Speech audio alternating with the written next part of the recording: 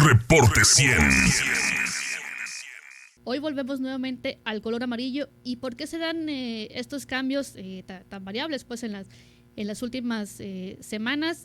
Vamos con el doctor Alberto Monteverde. Él es médico alergólogo, inmunólogo y pues desde el inicio de la pandemia prácticamente ha sido médico tratante de COVID-19 y le agradezco que nos tome la llamada esta mañana. Doctor, ¿cómo está? Buenos días.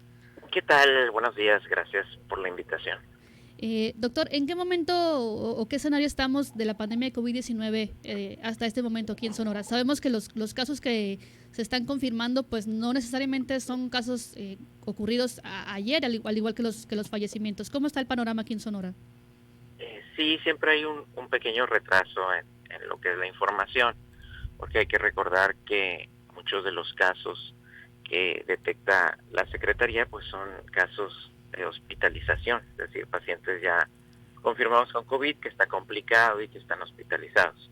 Pero hay una gran cantidad de pacientes con COVID que no están complicados, que simplemente pues se contagiaron y que de alguna otra manera están recibiendo el tratamiento en casa, que no acudieron necesariamente a la Secretaría de Salud o a un hospital público para hacer el diagnóstico. Ellos solitos se fueron pues a algún laboratorio particular, hicieron el diagnóstico y están con tratamiento en casa. Entonces esos pacientes a veces no son captados por las estadísticas o tardan un poco más en captarse y por eso el retraso. Pero desde mediados de octubre, prácticamente podríamos decir, ha sido una constante el incremento en el número de casos de pacientes infectados de COVID, no necesariamente los hospitalizados, por eso es que el semáforo ha variado un poco ahí, porque de repente empieza a haber ocupación hospitalaria y pues nos pasa en amarillo, luego baja la hospitalización y regresamos a verde, pero los contagios sí han persistido en aumento gradual, no tan rápido como las olas previas, pero sí en esta cuarta ola evidentemente que hemos visto un aumento en el número de contagios. Doctor, ¿y qué es lo que ha hecho la diferencia en esta ola con respecto a las anteriores? ¿Es solamente un efecto que podemos atribuir a la vacunación o ha habido otros factores para que este repunte sea, digamos, un poco más lento o gradual?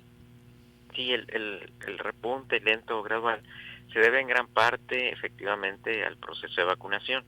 La vacunación pues ha generado ya algo de inmunidad, sobre todo en adultos mayores, en los jóvenes pues todavía no tanto, y esto ha hecho de que el virus, ¿verdad?, se traslade efectivamente al grupo más o menos entre lo que serían los 15 a los 40 años, es el promedio de edad que estamos viendo ahorita de pacientes con COVID, y ese grupo habitualmente no se complica tanto como el grupo de más de 60 y 70 años, por eso la ocupación hospitalaria pues ha sido menor.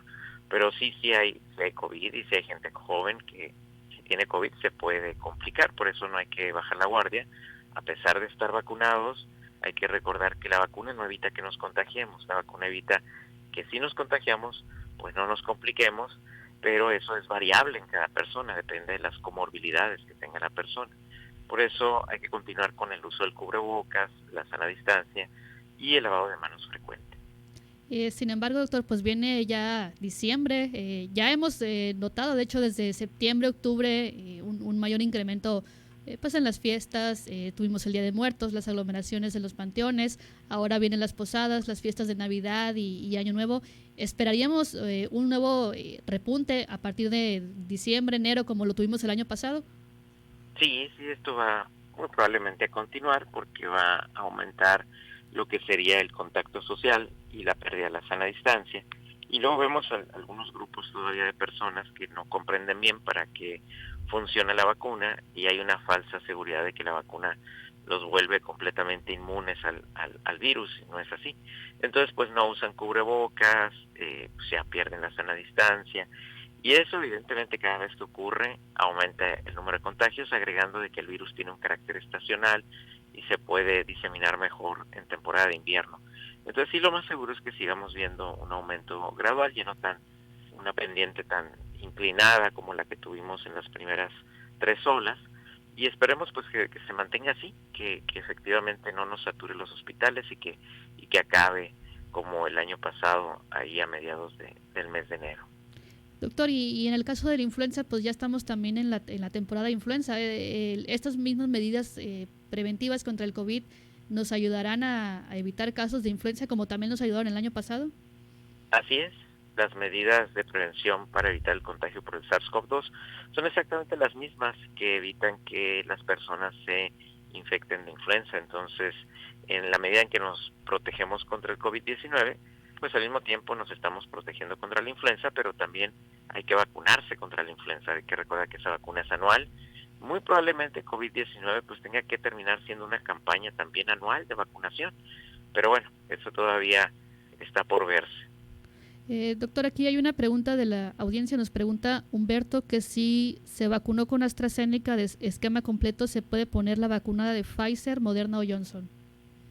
Sí, actualmente hay poca información en cuestión de combinación de vacunas. Es por eso que de forma oficial pues no se puede recomendar. Sin embargo, con la combinación de Pfizer y Astra ya hay algunos datos por ahí y se ha visto que esa combinación pues amplía la inmunidad y mejora las defensas de la persona, por lo que pues es una buena idea hacer un booster inmunológico, un refuerzo, combinando Pfizer y Astra. Ahora, desafortunadamente, pues eso solamente se puede hacer en Estados Unidos, porque aquí en México pues apenas estamos todavía con lo del esquema normal, todavía no pasamos a la discusión sobre las dosis de refuerzo. De hecho, una pregunta muy común que nos llega y también serviría para que nos respondiera aquí es sobre la vacuna CanSino. Pues principalmente el personal educativo fueron quienes recibieron esta dosis única de la vacuna CanSino y dicen, bueno, ¿va a haber un refuerzo o no va a haber un refuerzo? Y si no va a haber un refuerzo, ¿con qué otra vacuna se puede combinar? Ok, en México hasta el momento pues no hay un refuerzo para CanSino. Lo que se sabe a nivel internacional es que CanSino requiere una segunda dosis a los 6 meses. Ahora, si alguien se puso CanSino y tiene la oportunidad de viajar a Estados Unidos y aplicarse alguna otra vacuna, pues no hay estudios en combinación de CanSino con ninguna vacuna, pero la teoría nos dice que no tendría por qué haber problema y que probablemente si combinaran CanSino, que es una vacuna de adenovector, con una vacuna de tipo RNA como Pfizer y Moderna, seguramente ampliarían su inmunidad y tendrían un buen refuerzo inmunológico. También hablando de las vacunas, pues ya desde el viernes se abrió el registro para vacunar a los menores de 15 a 17 años sin comorbilidades. Todavía no hay fecha para la vacunación, pero ¿esto también tendría un impacto, doctor, en los números diarios del COVID-19? Así es, en la medida en que ampliemos la base de vacunación, es decir, que nos ampliamos a todas las edades, y a esto me refiero de que realmente deberíamos estar vacunando ya niños de 5 años en adelante, pero bueno, de que ya por lo menos estén vacunando a los de 15, pues ya es un cierto avance, ¿no? Entonces, en la medida en que vacunemos a toda esa población, también vamos a cortar la cadena de diseminación viral, y esto va a permitir que el virus se mantenga en niveles bajos, así como está la influenza. Si la influenza sí hay, pero hay pocos casos. ¿Por qué? Pues porque todos los años vacunamos. Es lo mismo que debe pasar con COVID, debe haber una campaña pues ya constante de vacunación contra el COVID para personas de 5 años en adelante y probablemente posteriormente hacerlo extensivo de 6 meses en adelante. Pero bueno, ser una campaña constante. ¿Por qué? Porque no es de que me pongo una sola vacuna y ya con eso, sino hay que estar reforzando el sistema inmunológico de forma anual o bianual para evitar, ¿verdad?, que disminuya el número de anticuerpos circulantes y que mientras estamos en pandemia pues podamos mantener el virus a raya. Nos preguntan también si alguien se puso la primera dosis de AstraZeneca, ¿a los cuántos días puede ponerse una segunda dosis pero de Pfizer? Con cualquier vacuna se recomienda que una vez que te pones una dosis de vacuna, dejes pasar por lo menos de 21 o más días antes de ponerte la segunda dosis. Esto es porque es más o menos el tiempo en que se da la respuesta inflamatoria y luego disminuye.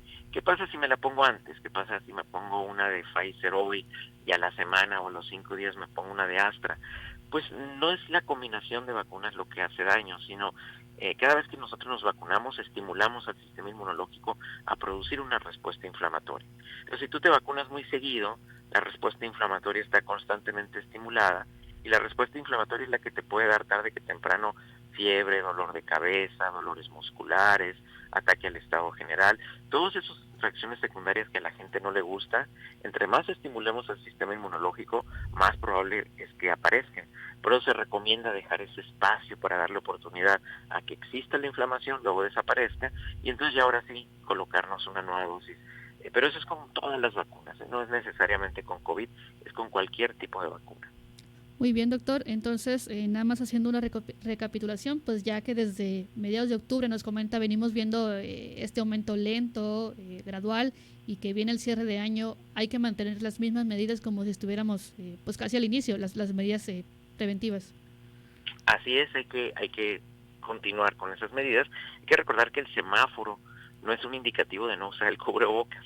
El semáforo nada más nos habla de la ocupación hospitalaria y indirectamente del número de contagios y por lo tanto de las medidas de aglomeración en lugares cerrados. Pero hasta ahí no quiere decir que no vas a seguir usando el cubrebocas o que no vas a mantener la sana distancia. Eso hay que hacerlo aún teniendo el semáforo en verde. Pero a veces como que hay esa sensación o no hay una explicación quizá adecuada a la población sobre qué significa el semáforo. Aunque yo veo que sí lo han explicado, pero probablemente nos entra por un oído y nos sale por el otro. El semáforo no es para quitarnos el cubrebocas, definitivamente. Eso de quitarse el cubrebocas ya ocurrirá cuando tengamos a más del 90% de la población en México vacunada y que el número de contagios pues haya disminuido de una forma considerable. Entonces probablemente ya el riesgo de que te encuentres a alguien con COVID en la calle sea tan bajo que ya no requiramos usar el cubrebocas. Además de que tendríamos que tener siempre campañas de vacunación constante contra COVID.